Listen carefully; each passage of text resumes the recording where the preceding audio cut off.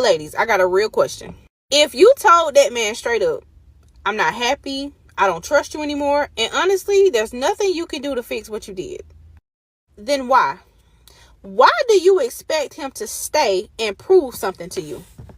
Prove what exactly? Because from the way you just laid it out, you already made your mind up. See, what y'all be doing is tearing a man all the way down, reminding him of everything he did wrong, telling him you don't trust him, acting like he already failed. And then when he finally gives up, now it's, see, he didn't change. He never changed. No, be real. You never gave him a chance to. Or better yet, you knew deep down you couldn't forgive him in the first place. And that's the real issue.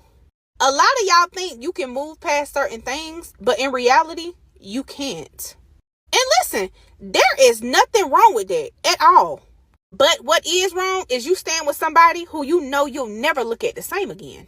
Now you dragging it out, hurting him, hurting yourself, and blaming him for something you already decided was unforgivable. At some point, you got to stop pointing the finger and turn it around. Because if you knew you couldn't forgive him, but also knew you weren't ready to let go, that's not on him anymore. That's on you. Okay?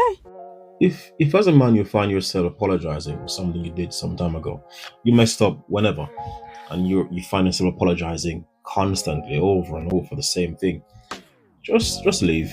It makes no sense. Just leave. Leave with your dignity and your integrity, because what's the point?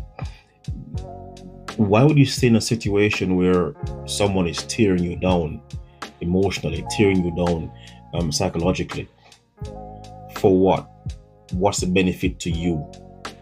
So you committed some indiscretion, but you're apologizing 2 years on, you're still apologizing for the same thing. What's the point? And here's the thing, some of these women know full well they have no intentions of forgiving you for what you did.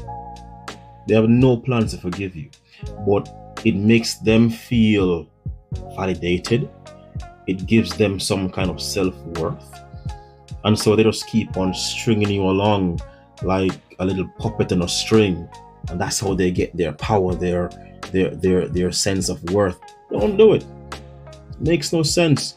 Leave that alone. If she's no longer respectful of you, if she's no longer interested in you, walk away. Just keep it moving. You can't live with a disrespectful woman, and you can't live with someone who doesn't respect you for who you are, or for what you provide, or for what you bring to the table. If she can't respect you for that, then what's the point? Just keep it moving. You have so many men dying out here because they're living with stress.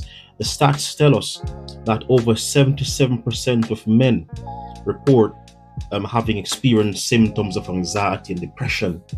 Every single day they're living with this, and severe stress they're living with. And yet still you've got roughly 40% of men who underreport the stress they're going through. They underreport their emotional or mental health challenges. So what that means is that you've got the vast majority of men out here living with all kinds of stress. So you have stress at work, you've got stress among your peer groups, your friends, and you're coming home to stress as well, to an environment with someone who is deliberately putting more stress on you because this makes them feel good about themselves. It's not worthwhile. Nobody is worthy of your mental health. Nobody's worthy of your life. Nobody's worthy of you losing your mind and losing yourself and losing your self-worth. It makes no sense. The vast majority of men are living under severe stress. They're dealing with all kinds of mental challenges, and they're playing all kinds of mental gymnastics to get through the day, to get through the next hour, to get through the next week. The last thing you want on your mind is someone who is playing with you, toying with you, making you feel as if you achieved something this week, but then taking you right back to next month, making you feel as if you've achieved something this year, you've made some kind of progress, but then they take you right back to 2 years ago with something you did 2 years ago, 3 years ago. They keep bringing up the same old thing that you thought has been dealt with. Move on. It's not worth it. No one is worth it. See, what y'all be doing is tearing a man all the way down, reminding him of everything he did wrong, telling him you don't trust him, acting like he already failed. And then when he finally gives up, now it's, see, he didn't change. He never changed.